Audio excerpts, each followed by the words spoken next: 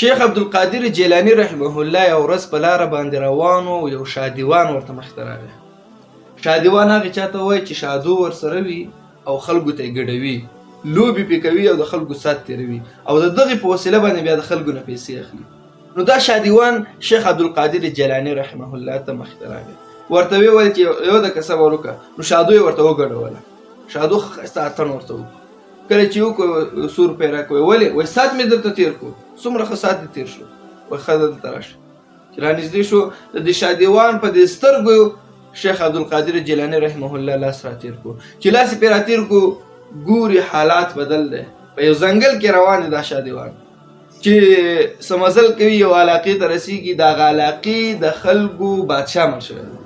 کله چې بادشاه مړ شوی دی نو د هغې قانون دا و چې بادشاه به مړ شو نو یو باز به یې خوشي کړو چې د هر چا په سر به کېناستېدو هغه به بادشاه و. په هغې وخت کې دا رواج ټول خلک منطقي خلک به یې راټول کړي وو، بیا به یې باز خوشي کړو چې د هر چا په سر به کېناست هغه به بادشاه و. نو دې خلکو باز خوشي کړو. هغه راغی نیغ د دې شادیوان په دې سر باندې کېناست. خلکو رانو چې واله که ته څوک یې؟ داسې ناشنا ناشنا ښکاري. وایي زه خو مسافر یم. ښځه دا خو د مسافر لپاره بادشاهي نه دی که نه، بادشاهي خو هغه چا څوک د دې علاقې د دې کلي د دې نه بادشاه جوړېږي. داسې موږ پردی سړی بادشاه کوو. بیا یې باز خوشي کړو چې څنګه یې په دویم ځل خوشي کړو. بیا راغی د شادیوان په دا سر کېناست. په درېیم ځل بیا راغی. خلکو ورته ویل چې خدای پاکې بادشاهي کوي نو موږ پکې څه کار دی، خو زموږ خو دا رواج دی، خپل هغه طرز عمل مو وکړو. اوس پرېږده چې همدا بادشاه شي. لاړو شاهي لباس یې واغوستو، دبدبه یې شوله. نظام خو مخکې نه هر څه جوړ شو، فقط بادشاه مړ شوی. دی ورغی په تخت باندې کېناست، وزیران دي او خوراکونه دي، سیستم برابر دی، ډېر زیات په غرور کې دی. کله چې په تخت باندې کېناست څه موده تېره شوله، دغه شیخ عبدالقادر جیلاني رحمه الله د ده دربار ته راغی او عسکر چې هلته کوم بیرون ولاړ د حفاظت دپاره څوکیداري دپاره، هغې ته ویل ورشئ هغه باچا ته مو غږ کوي، ورته یو فقیر راغلی یو ملنګ هغه در سره کار دی. نو هغې ورته چې ځه باچا دی، داسې باچا دی چې نور باچاهان ترې نه ډارېږي. اوس هغه بیرون نه وباسي تا ته به راځي. ورشه ورغی که دا باچا نه دی، تاسو ورته باچا باچا وایي، دا شادیوان دی، ده به خلکو ته شادوګانې ګډولې، دا شادیوان دی، دا بل څوک نه دی، ورته غږ کړه.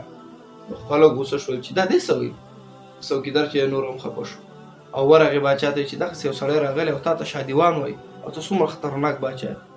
هغه ورته ووایي چې زما پلار هم باچا و، زما نیکه هم باچا و، زما غور نیکه هم باچا و، مونږ ته په نسب کې باچا راپرېږدي. دا دومره غټ ګستاخ دی چې ما ته شادیوان وایي. ګورې چې ما ته یې راپرېنږدی ویې شړی. اوس په دغه خبرو په دوران کې هغه شیخ عبدالقادر جیلاني رحمه الله په زوره د خلکو نه ځان راخلاص کړو، د باچا دربار ته راغی. ورته ویل چې او باچا ته ما پېژنې که نه؟ وایي نه زه دا نه پېژنم، زه شیخ عبدالقادر جیلاني یم او ته شادیوان نه یې. یو څو ورځې مخکې دې ما ته شادو ګډوله او بیا دې رانه روپۍ غوښتلې. نو باچا نور هم غوسه شو چې ما کله شادو ورته ګډولې؟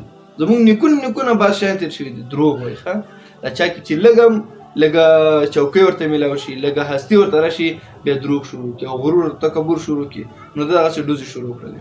نو به د عبدالقادر جیلاني رحمه الله ورته چې دې خوا راشه، چې څنګه راغی په دې سترګو یې ورته لاس راکړ شو. چې لاس یې راکړ شو ګوري چې بیا هلته هماغه پخوانی خپل ځای کې ناست دی. نو په ژړا شو چې دا دې را سره کوم پروګرام وکړو؟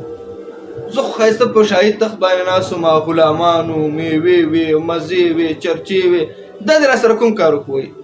سیر مې در باندې وکړو، چکر مې در باندې وکړو، تا ما ته سات را تېر کړو، ما په تا باندې سات تېر کړو، تا راته شادو وګډوله، ما تا ته سات تېر کړو.